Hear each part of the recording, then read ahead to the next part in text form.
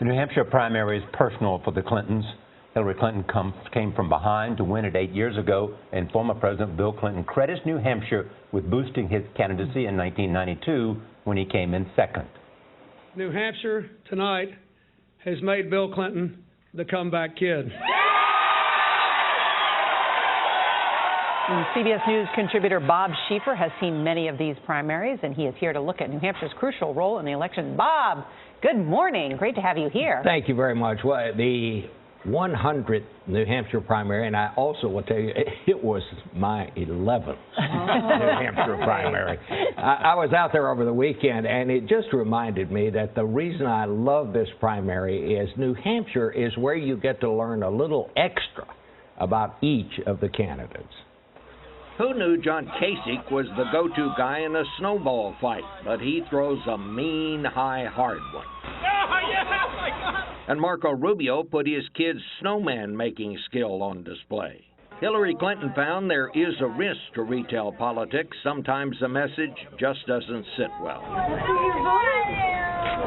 But she and all the rest are finding selfies are the coin of the realm. They've become almost a requirement to win voter favor. Bernie Sanders has found throwing his coat is always a crowd pleaser. I feel like a rock and roll star. There is historical precedent for throwing things. Back in 1984, Gary Hart went after votes by demonstrating his axe-throwing skills. Who knows when a president might have to throw an axe?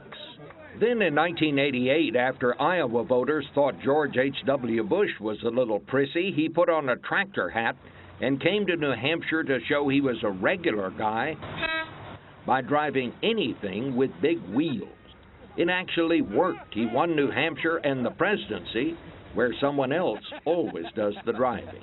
But it was reassuring to know he could have taken the wheel if he had to. In the year 2000, Republican candidate Gary Bauer was so anxious to show off his pancake flipping skills that he tossed one so high he fell off the stage. Except for his feelings, he wasn't hurt, but that was pretty much it for candidate Bauer. So things may have gotten a little rowdy in the Republican debate the other night out there, but at least nobody fell off the stage. And what's great about New Hampshire is everybody gets a chance to see a presidential candidate. Exactly. This is the last stop where the voters actually take part, and that's the value. You get to see the reactions. It's grueling.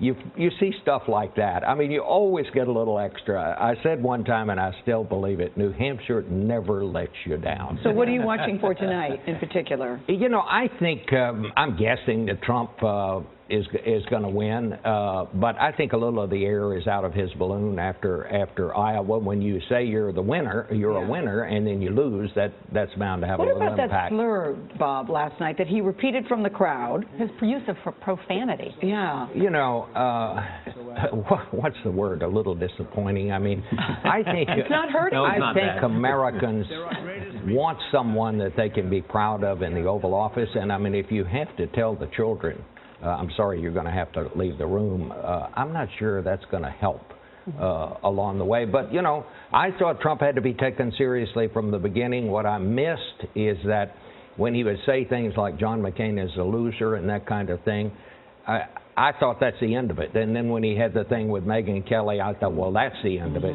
I missed that. I mean, it hasn't bothered him at all. And he's still ahead. I think in a way, some of his supporters are just so mad, so frustrated and upset with the way they're going.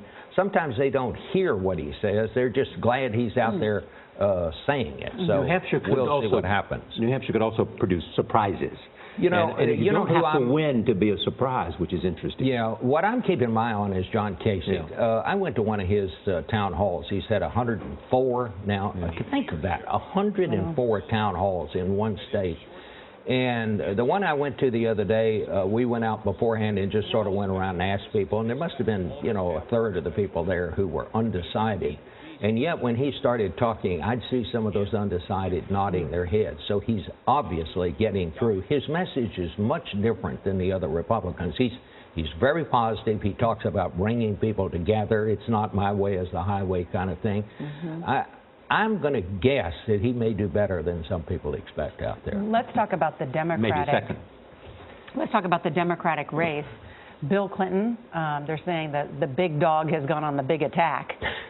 You know, in 2008, when he led an aggressive campaign against Barack Obama, some people say that ended up backfiring. What do you think of his recent remarks? Well, I'll say this, the Clinton campaign has some problems. I mean, obviously, I don't think she's going to do well, but that's excusable in New Hampshire because it's next door to Bernie Sanders' hometown, you know.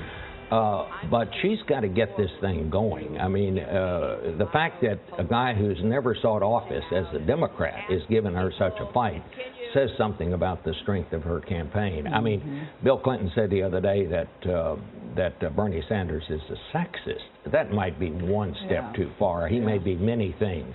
I'm not sure it's that he's a sexist, but this thing is going to be rowdy, and I wouldn't be surprised after New Hampshire if there's not some kind of a shakeup in the Clinton. Let's talk about Mike Bloomberg. Yeah, there were stories on that today that she's looking at the options. But let's talk about Mike Bloomberg, who for the first time is admitting publicly that he's considering his options. You've talked to him. I did. I talked to him about a couple of weeks ago, and Charlie knows him well, probably knows more about this than I do. And he told me off the record, I guess now that he's talking publicly about it, I'm not breaking any rules here.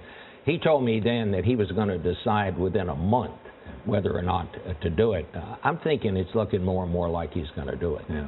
I mean, he has the advantage of being able to, right now, while he's looking at it, knowing that he doesn't have to decide or believing he doesn't have to decide until March, and go out and find out exactly what he has to do if he decides. But the question now, and I think a lot of people are going to be talking about, who does he help and who does he hurt if he gets into the race? But his comments about the level of discourse is an outrage and insult to the voters.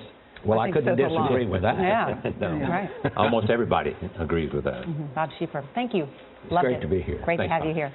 And CBS News will bring you a Republican presidential debate from South Carolina this weekend. You can watch it Saturday night. That's at 9, 8 Central, right here on CBS.